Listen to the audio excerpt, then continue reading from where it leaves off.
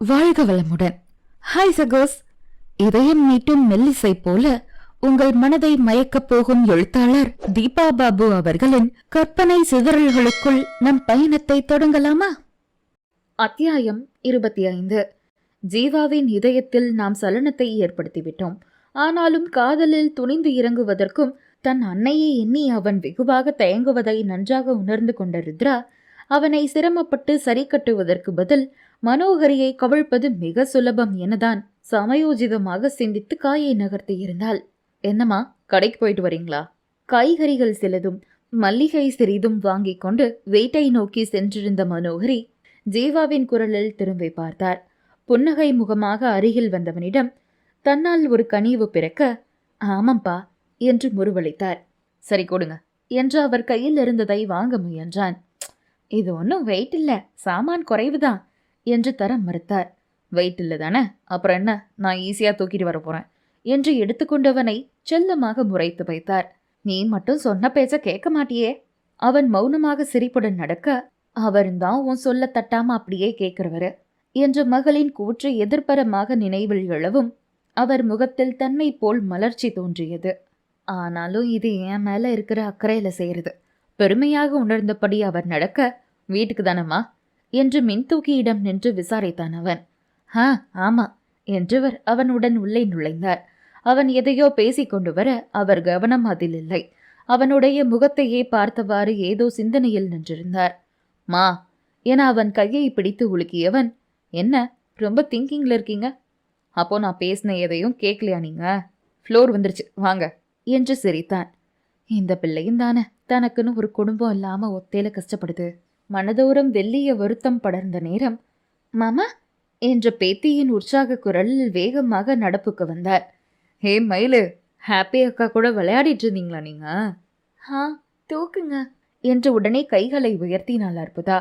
மா இத பிடிங்க என்று அவரிடம் திரும்பி பையை ஒப்படைத்தவன் மற்றொரு கரத்தில் இருந்த ஹெல்மெட்டையும் ஒரு ஓரம் வைத்துவிட்டு இரு குழந்தைகளையும் நன்றாக கையில் அள்ளி இருந்தான். அற்புதா பட்டென்று எடுத்துக்கொள்ளும் உரிமை எல்லாம் மகிழினிக்கு சுத்தமாக வருவதில்லை. அவள் தயங்கி தயங்கிதான் முகத்தை ஏறிட்டு பார்ப்பாள். இன்னைக்கு எங்க ஹாப்பி குட்டி என்னெல்லாம் செஞ்சாங்க?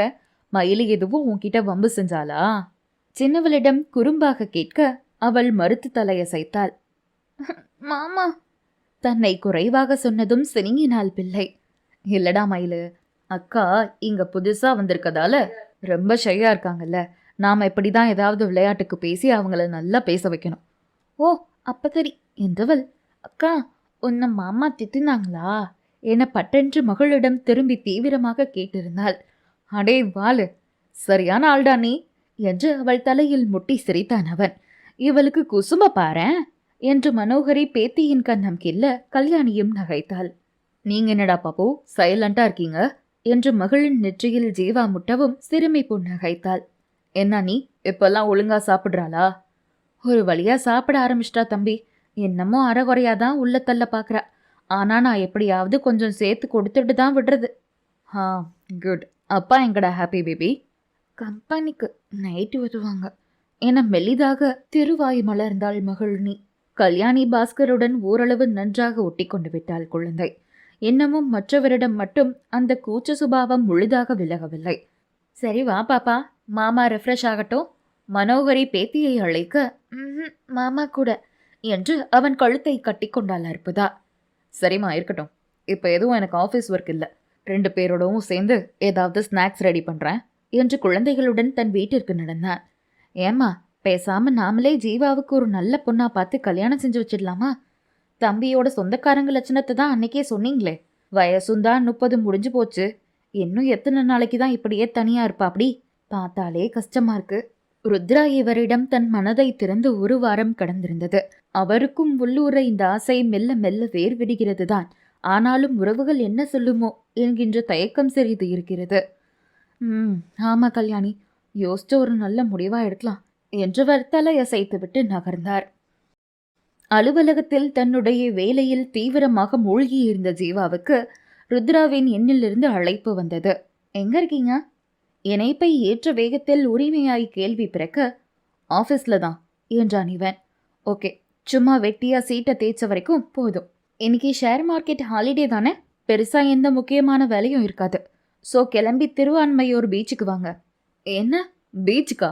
எதுக்கு என மூச்சு இழுத்து விட்டவள், என் வாயில நல்ல வண்ண வண்ணமா வருது என்று பற்களை நரத்தாள். இல்ல, நான் வரேன், கிளம்பிட்டேன் என்று அவசரமாக இணைப்பை துண்டித்து விட்டான் நாயகன். நெருங்கிய உறவும் நட்பும் சூழ இருவருக்கும் திருமணத்தை உறுதி செய்து 3 வாரமாகிறது. இன்னும் 2 மாதங்களில் மனோகரியின் மகன் மருமகள் தாய்நாடு வருகின்ற நேரம் திருமணம் முடித்துவிட நல்ல முகூர்த்த நாளும் குறித்தாகிவிட்டது. பல விதங்களில் தனக்குள் குழம்பி தெளிந்த மனோகரி ஜீவாவை ஒரு மனதாக ஏற்றுக்கொண்ட பின்னர் தன் மகன் மற்றும் மருமகளிடம் விஷயத்தை கூறினார். முதலில் தங்களின் விருப்பமின்மையை தான் அவர்கள் காட்டினர். அத்த, ருத்ராவை நான் சொன்ன இடத்துல கட்டி கொடுக்கலனாலும் பரவாயில்ல, ஆனா இப்படி சரியான ஃபினான்ஷியல் ஆர் மாரல் சப்போர்ட் இல்லாத பையனுக்கெல்லாம் ஏன் மேரேஜ் செஞ்சு கொடுக்கணும்? எங்க பாரு ஆர்த்தி, உங்க வீட்டை கம்பேர் பண்ணும்போது நாங்க வசதி குறைவுதான். உன் வீட்டு பெரியவங்களும் நீ இப்போ கேட்குற இதே கேள்வியை உன்கிட்ட கேட்டிருப்பாங்களே. அதை மீறி நீ ஏன் என்னோட பையனை கல்யாணம் செஞ்சுக்கிட்ட சொல்லு? உங்க 2 பேருக்குள்ளவும் பரஸ்பரமா இருந்த காதலும் பிடித்தமும் தான் காரணம். இன்னைக்கு நம்ம ருத்ராவும் அதே நிலைமையில தான் இருக்கா. அவளுக்கு ஜீவாவை பிடிச்சிருக்கு. அவனை கல்யாணம் செஞ்சுக்கிட்டா நாம ரொம்ப சந்தோஷமா இருப்போன்னு உறுதியா நம்புறா. நானும் அவ சொன்ன நிமிஷத்துல இருந்து போன 10 நாளா நல்லா யோசிச்சுட்டேன். எனக்குமே அவனை மருமகனா ஏத்துக்க இஷ்டம்தான். கண்ணு முன்னாடி இருக்கிற பையன் ரொம்ப ஒழுக்கமானவன், நல்ல வேலை, சொந்த வீடுன்னு அடிப்படை தேவை சரியா இருக்கு. இது போதும் எங்களுக்கு என்று முடித்து விட்டார். ருத்ரா, எங்க இருக்க? கடற்கரையை நோக்கி மெதுவாக நடக்க ஆரம்பித்தவன் அவளை அழைத்து கேட்க, அப்படியே கொஞ்சம் பின்னாடி திரும்பி பாருங்க என்றவளின் பதிலில் அவன் வேகமாக திரும்ப பெண் சில்ல முறைப்புடன் அருகில் வந்தாள். முகத்தில் மெல்லிய மலர்ச்சி உதயமாக, பார்க்கிங்லியா நின்றுட்டு இருந்த? நான் கவனிக்கல என்றான் அசடு வழிய. அது சரி, தெரக்கட்டின குதிரை மாதிரி நேரா பார்த்துட்டு நடந்தா அக்கம் பக்கம் இருக்கிறது எதுவும் தெரியாது. ஹே இல்ல, உன்னை பார்க்கணுங்கிற அவசரத்துல தான் அப்படி வந்தேன். ஆஹா, அப்படியா? கேலி இதழ் ஒடிய அவளின் மின்னல் பார்வையில் அவனது இதழ்களில் கூச்சத்துடன் கூடிய முறுவல் ஒன்று விரிய, சும்மா இப்படி பார்த்து வைக்காத, வா என்று அவள் கரம் பற்றி இழுத்து கொண்டு நடந்தான். ஆமா, நான் ஃபோன் செஞ்சு கூப்பிட்டப்போ ஒன்று கேட்டீங்களே, என்ன அது? தெரியாம கேட்டுட்டேம்மா, இனிமே கேட்க மாட்டேன், சாரி. உங்களெல்லாம் நிஜமா என்ன செய்யறதுனே புரியல. மேரேஜே ஃபிக்ஸ் ஆயிடுச்சு, இன்னமும் உங்க வட்டத்துல இருந்து வெளிவராம ஏதோ ஒன்றுக்கும் தயங்கிட்டு இருக்கீங்க.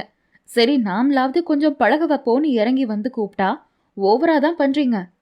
நொடிக்கும் பெண்ணிடம், சரி விட, இனிமே சரியா நடந்துக்கிறேன்.